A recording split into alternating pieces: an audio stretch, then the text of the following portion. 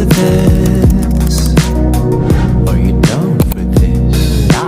If you're in the mood, we can take it to the moon, just like a movie scene. In this video, I will demonstrate basic Linux command para maging familiar tayo sa mga command line enterprise. So first is we have to open the terminal and check the current directory.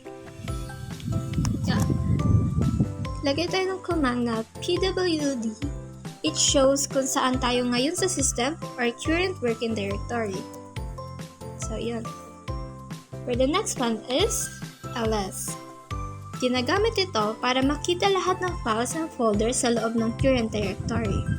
So which is wala pa. So kailangan natin gumawa ng new folder. And para makagawa tayo is mkdir. And yung folder natin is papangalanan natin ng lab1. Yan. Para makapasok tayo sa loob ng lab1 directory, which is yung folder na nagawa natin, is cd. Ito yung command ay, yun nga, para ginagamit para makapasok sa isang folder. So, gusto natin pumasok sa folder ng lab1. Yan. Nakapasok na tayo sa lab1. So, gagawa tayo ngayon ng files,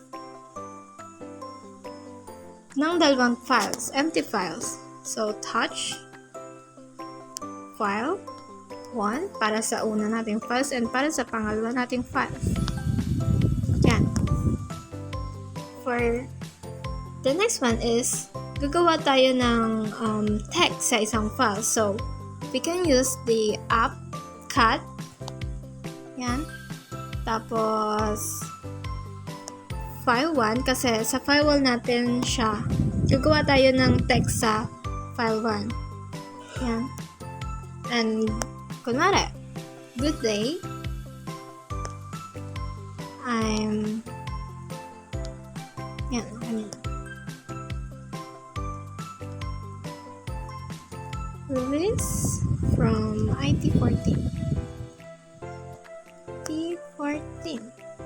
Yan. Para ma-save, ito, yan. Na-save na siya. So, para mag-display naman yung text na ginawa natin inside the file 1, ang kailangan lang natin gawin is cut. Nakaano kasi. Cut.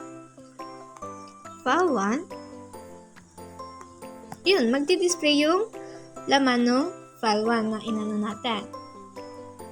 And also, next one is ch. Yan, 600. Ito ay nagsaset ng permission para yung owner lamang ang nakakabasa at nakakasulat sa isang file. So, yan. Lagay natin. Yan, dito. Para ma-save yan is para makita natin ang details ng isang files including the permission na binago natin ay ls-l tapos file 1 text and that's it. Natutunan natin kung paano tayo gumamit ng mga basic Linux commands. Thank you for watching! And another thing pala, if you want to delete the files, rm tapos file 1 txt. Yan. Tapos, i-check natin kung na-delete na ba talaga yung file dun sa ating, cat, file 1.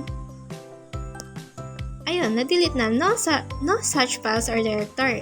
Tapos, if ever gagawa ulit tayo, gawa ulit tayo, cat, kasi, dinilit natin file 1, txt. Yan. Gawa ulit tayo. Good day.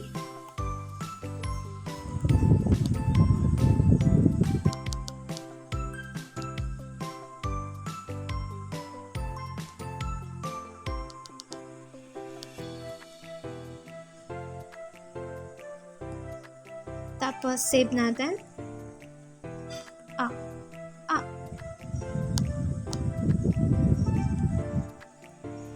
Yan. Tignan natin kung meron na ulit tayong file 1. Ayun. Nag-show na siya ulit. For two, no need to be